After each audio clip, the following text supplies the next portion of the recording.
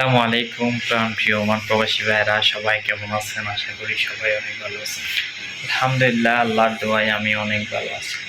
তো আমাদের যারা বাংলাদেশের ভাই বোনেরা আছেন, অনেকে যে বাংলাদেশ থেকে ওমানে আসার জন্য বা মিডল ইস্টে আসার জন্য অনেক আগ্রহী, কিন্তু ভিসা বন্ধ হওয়ার কারণে আমরা অনেকেই ওমানে আসতে পারতেছি না।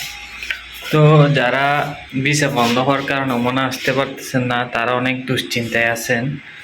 কিন্তু দুশ্চিন্তার কোনো কারণ নেই, হয়তো শীঘ্রই ওমানের ভিসা খুলতে পারে। কারণ আরব দেশগুলোতে এখন লোকসংকট দেখা দিয়েছে।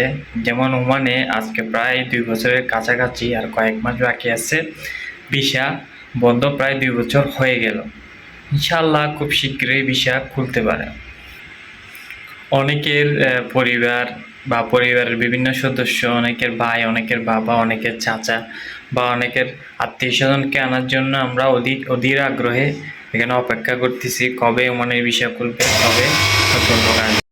আমরা সবাই জানি ওমানের ভিসা বন্ধ হয়েছে, 2 বছর হওয়ার পরও ভিসা খুলতেছে না। কারণ এখানে অনেক দেশের বিভিন্ন রাষ্ট্রের, বিশেষ করে পাকিস্তান, ইন্ডিয়া এবং বাংলাদেশের অসংখ্য মানুষ এখানে অবৈধভাবে বসবাস করতেছে, যার কারণে ওমান সরকার এখানে তাদেরকে বৈধ হওয়ার বিভিন্ন সুযোগ দিয়েছে অল্প টাকায়। কিন্তু অনেকে তারপরও বৈধ হচ্ছে না, কারণ তাদের চিন্তা একেবারে এই দেশ থেকে চলে যাওয়া। তো ওমানের সরকারের একটা টার্গেট আছে যে নির্দিষ্ট সংখ্যক লোক বৈধ হলে হয়তো ওমানের ভিসা খুলে দিতে পারে, অথবা এখানে চেকিং চলতেছে, যারা অবৈধ আছে দীর্ঘ বছর তাদেরকে লেবার কোডের মাধ্যমে ধরে বাংলাদেশে পাঠিয়ে দেওয়া হচ্ছে। তাদের যে টার্গেট সেটা ফুলফিল বা পরিপূর্ণ হলে হয়তো ওমানের ভিসা খুব শীঘ্রই করতে পারে।